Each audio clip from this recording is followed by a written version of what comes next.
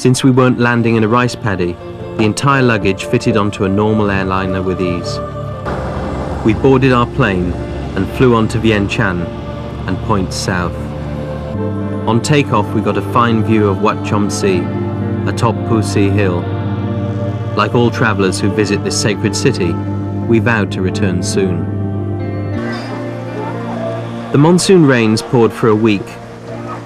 We decided that while the Namu could be run year-round, and the monsoons actually brought it character, the Hinboon River would be a different story. All Lao rivers were rising rapidly, and the Hinboon runs through a 9-kilometer cave. We doubted that the cave was navigable in these swollen waters, but we wanted to explore the river anyway. Just the remote location made it an adventure. The Hinboon River flows far up in the misty heights of the rough and jagged Annamite highlands. Accessing its lower stretches was difficult enough. The maps were sketchy and dated, but we somehow found our way through some great scenery. Eventually, we found this construction camp in the mouth of a dramatic forested and otherwise pristine valley.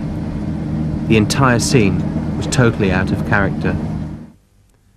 The reality was that the cave sat at the back of a 32-kilometer valley.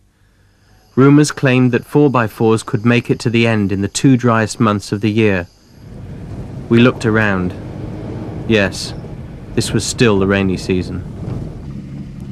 We decided to boat it upstream. It seems that no matter what the circumstances, put-ins are always fun.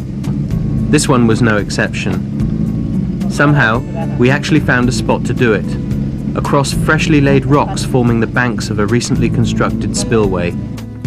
Then, there were boats. Not big, but big enough to go upstream. And there were enough to take us all, and our gear. Off we went, and went, and went. Those tiny lawnmower engines were fighting the flow, and the river seemed endless. The waterway snaked up against the cliffs on the valley's south side, virtually doubling its length. The scenery was damp, but great. Every bend felt like it was the one, but it never was. Fortunately, there were plenty of villages along the way, filled with people who'd never seen Westerners before. We stayed in one on the way up, and another on the way down. Eventually, we made it to Ban Kong Lor. From there, we had to organize local boats to get us to the cave. Finally, we arrived at the cave mouth. The boatman pulled over. The water flowing out of the cave was definitely a high-volume situation. The waters weren't particularly rough, but they flowed fast and hard, and Dave pointed out a fallen tree that sat right in our line. He said that if we missed our line, we would be pinned under the tree. Things didn't look good. Neither did the cave. Okay, just on the other side of this depression is the tongue. You see how it's making a V to go down? That's right where you could go if you wanted the easiest ride. If you want a little bit bumpier ride, you know in this part that's pulsing here, that's called a rooster tail. It's caused by a gradual slope. Some of the water is coming back on itself. If you go down here on River Left, now this is a pour over where the water's going straight down into it. If you get your body in there, it'll keep you right in that folding of the water and just sit there and recirculate yourself. Even if we could convince the boatman, it was a long 9 kilometers on the map. That's a long way upstream in total darkness. That's assuming that there weren't many rapids and the locals could negotiate them.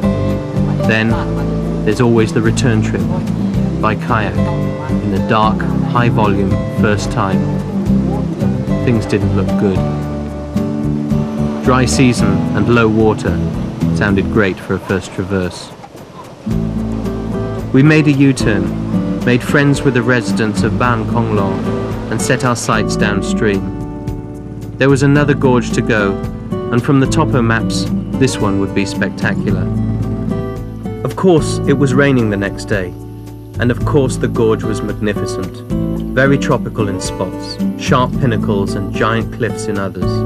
Despite the high water, it was a gentle, relaxing and scenic drift.